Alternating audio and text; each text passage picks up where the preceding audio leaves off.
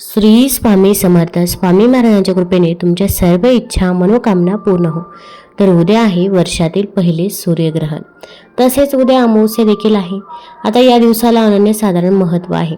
आता या दिवशी जर आपल्याकडून काही चुका झाल्या तर त्याचे दुष्परिणाम देखील आपल्याला भोगावे लागतात. भरपूर वेळा आपल्याला काही गोष्टी या माहीत नसतात आणि आपल्याकडून या चुका होऊन जातात. आता अगदी आपण जाणून बुजून तर या चुका करत नाही, पण आपल्याकडून या चुका झाल्यामुळे आपण जे काही पूजा केली, जी काही सेवा केली तर त्याचे फळ मिळत नाही, उलट दुष्परिणाम हे भोगावे लागतात. आता सूर्यग्रहण व अमावस्या एकाच दिवशी आल्याने या दिवशी घरामध्ये अशा काही भाज्या आहे की ज्या चुकूनही बनवायच्या नाही. तसेच अशा काही वस्तू आहे की ज्या चुकूनही आपण घरामध्ये आणू नये आणि आपल्या घरातील काही वस्तू आपण चुकूनही कुणाला द्यायच्या नाही.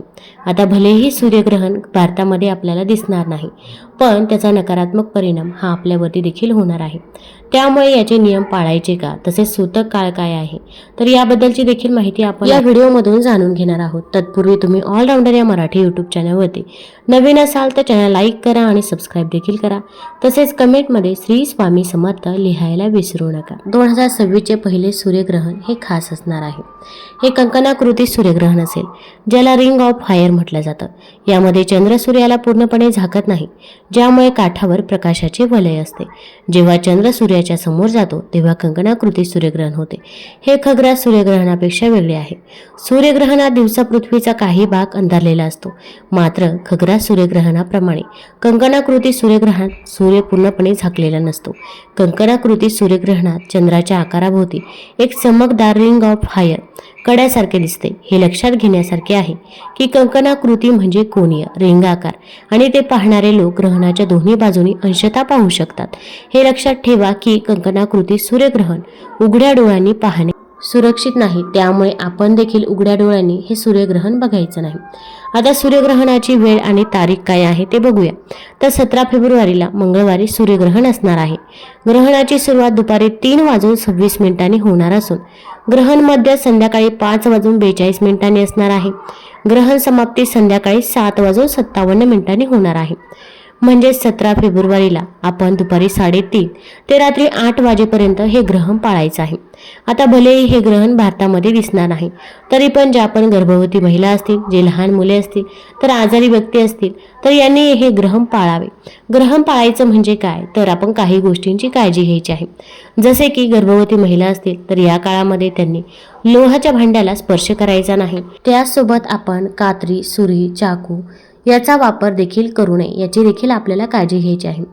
आता अनेकांना प्रश्न पडतो की सूर्यग्रहण आहे, मग या काळामध्ये आपण जेवण करायचे की नाही. तर अगदी आपण जेवण केलं, पाणी पिलं तर काहीही एक हरकत नाही. फक्त आपल्याला काही नियमांचे पालन करायचे आहे. ज्या काही वस्तू आपण खाण्यासाठी वापरणार आहोत तर त्यासाठी आपल्याला त्यामध्ये एक तुळशीपत्र टाकून ठेवायचं आहे. आणि ही पद्धत आत्ताची नाही, तर पूर्वीपासून ही पद्धत चाललेली आहे. तर आपण जे पाणी पिणार आहोत, अगदी पाण्याचा हंडा असेल, माठ असेल, तर त्यामध्ये आपल्याला एक तुळशीपत्र टाकायचं आहे. जी पण भाजी बनवली असेल तर तिच्यामध्ये एक तुळशीपत्र टाका. तसेच आपल्या पिठामध्ये देखील एक तुळशीपत्र आपल्याला टाकायचे आहे. हे तुळशीपत्र टाकल्यामुळे नकारात्मकता त्या गोष्टींना स्पर्श करत नाही असे म्हणतात, आणि त्यानंतर आपण त्या गोष्टी ग्रहण केल्या तरी पण चालेल. त्यामुळे सूर्यग्रहणाच्या काळात तुळशीपत्र आपण हे आवर्जून टाकून ठेवायचे आहे, याची आपल्याला काळजी घ्यायची आहे. आता गर्भवती महिला असतील तर त्यांनी या सूतक काळामध्ये शक्यतो जप तप करावा, देवाचे नामस्मरण करावे. तुम्ही सूर्यग्रहणाची कथा पठण किंवा श्रवण करू शकता. त्याचसोबत तुम्ही ओम नमो भगवते वासुदेवाय या मंत्राचा जप जास्तीत जास्त वेळा करा, किंवा तुम्ही ज्या पण देवताला मानता त्या देवतेचे स्मरण करा. या काळामध्ये जप तप करणे अत्यंत महत्त्वाचं आहे.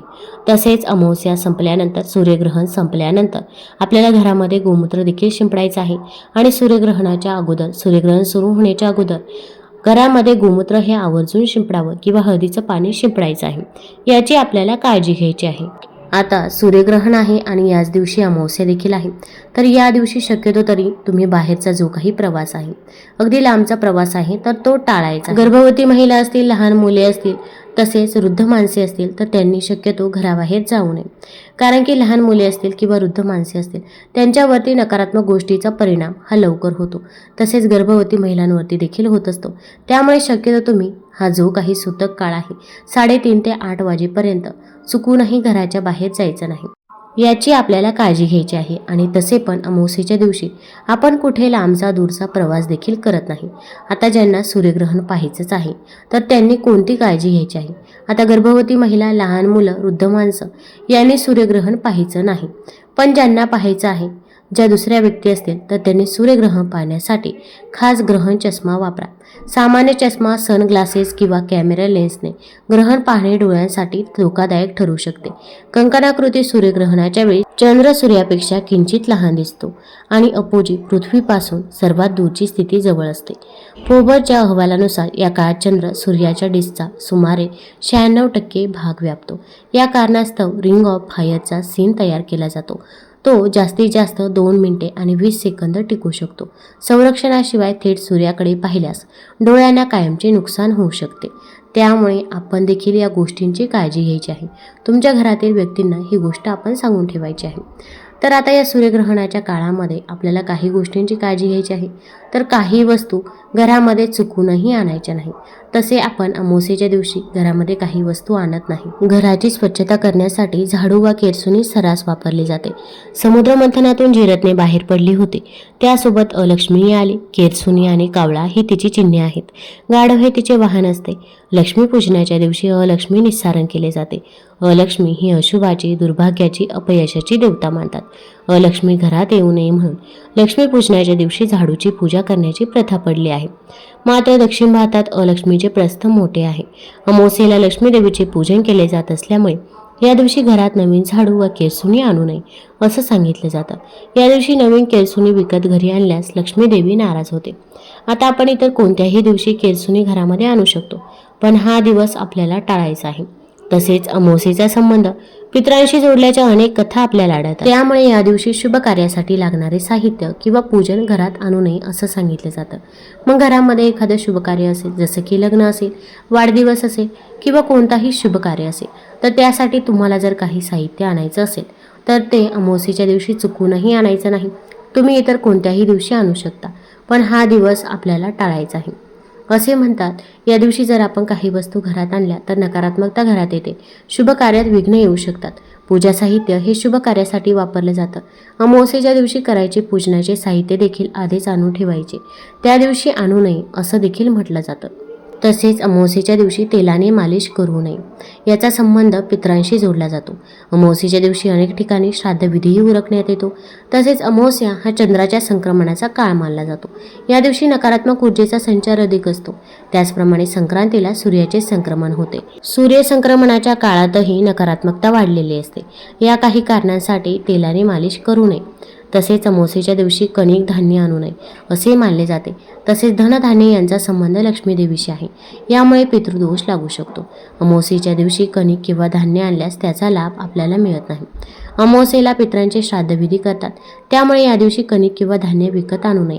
त्याआधी व नंतर आणले तर चालते, पण हा दिवस आपल्याला संपूर्णपणे टाळायचाच आहे. तसेच आपल्या घरामधील पीठ, मीठ, साखर या 3 वस्तू संपायच्या अगोदर जर आपण घरामध्ये आणून ठेवल्या तर आपल्याला माता लक्ष्मीचा आशीर्वाद प्राप्त होत असतो. तसेच या दिवशी आपण आपल्या घरामधील अशा काही वस्तू आहे की ज्या कुणालाही द्यायच्या नाही. तर सर्वात महत्त्वाचं म्हणजे मीठ. मीठ हे साक्षात माता लक्ष्मी स्वरूप समजलं जातं. जेव्हा समुद्र मंथन झालं होतं तेव्हा माता लक्ष्मीसोबत मीठ देखील आलं होतं. त्यामुळे मिठाला माता लक्ष्मीचे रूप मानतात. त्यामुळे या दिवशी आपल्याला मीठ कुणालाही द्यायचं नाही. त्यानंतरची दुसरी वस्तू आहे धने. धने हे धनप्राप्तीसाठी खूप महत्त्वाचे समजले जातात. जेव्हा धनत्रयोदशी असते तेव्हा आपण धन्याची देखील पूजा करतात. तर या दिवशी आपण धने चुकूनही कोणाला द्यायची नाही. तिसरी वस्तू आहे तर ते म्हणजे दही. आता दूध, दही तसं तर आपण संध्याकाळी कुणालाही द्यायचं नाही, पण सूर्यग्रहण अमावस्येच्या दिवशी चुकूनही दूध, दही कुणालाही देऊ नये याची आपल्याला काळजी घ्यायची आहे. तसेच अमावस्येच्या दिवशी संध्याकाळी दही चुकूनही ग्रहण करायचं नाही. दही ग्रहण केल्यास आपली धनहानी होण्याची दाट शक्यता असते. त्यामुळे अगदी लहान बाळ असेल किंवा वृद्ध व्यक्ती असेल, कोणीही या दिवशी दही ग्रहण करायचं नाही. तसेच अमावस्येच्या दिवशी काही ठिकाणी तांत्रिक क्रिया देखील केल्या जातात. तर आपल्या आसपास असे काही व्यक्ती असतात की ते आपल्या तोंडावरती गोड गोड बोलत असतात, पण त्यांच्या मनामध्ये वाईट कटुता असते. ती देखील आपल्याला कळून येत नाही. आपण चांगले आहोत म्हणून आपल्याला प्रत्येक व्यक्ती ही चांगलीच वाटत असते. तर या दिवशी जर तुम्हाला कोणी सफेद रंगाचा पदार्थ, सफेद मिठाई असेल, सफेद पेढा असेल, कोणी जर दिला तर तो चुकूनही ग्रहण करायचा नाही. आता लहान मुलांना ही गोष्ट सांगून ठेवायची आहे, कारण की लहान मुलांना कोणी काही वस्तू खायला दिली तर ते पटकन ग्रहण करत असतात. तर सफेद रंगाचा पदार्थ चुकूनही या दिवशी कोणी जर दिला तर तो ग्रहण करू नये. आता तुमची खूपच जवळची व्यक्ती असेल, तिच्यावरती तुमचा विश्वास असेल तर ग्रहण करू शकता, पण शक्यतो तरी हा पदार्थ अमावस्येच्या दिवशी खाणे टाळावे. तसेच अमावस्येच्या दिवशी केस नखे देखील कापू नये आणि लांबचा प्रवास देखील आपल्याला या दिवशी टाळायचा आहे. आता अमावस्येच्या दिवशी आपल्याला काही भाज्यांचे सेवन करायचे नाही, तर त्यामध्ये मांसाहार हा पूर्णपणे वर्ज्य करायचा आहे. अगदी अमावस्येचा जो अगोदरचा दिवस आहे त्या दिवशी देखील मांसाहार करू नये आणि अमावस्येच्या दिवशी देखील मांसाहार हा आपल्याला करायचा नाही. तसेच कांदा लसूण हा देखील तामसिक आहारामध्ये मोडला जातो, त्यामुळे कांदा लसूण देखील सेवन करू नये. आता या दिवशी आपल्याला कोणत्या भाज्या बनवायच्या नाही, तर कोबीची भाजी असेल आणि मुळ्याची भाजी असेल तर या 2 भाज्या आपण चुकूनही या दिवशी बनवायच्या नाही. तसेच मसूर डाळ देखील बनवू नये, याची आपल्याला काळजी घ्यायची आहे. तुम्हाला जर हा व्हिडिओ आवडला असेल तर चॅनल लाईक करा, सबस्क्राईब करा आणि मित्रपरिवारासोबत जरूर शेअर करा. धन्यवाद.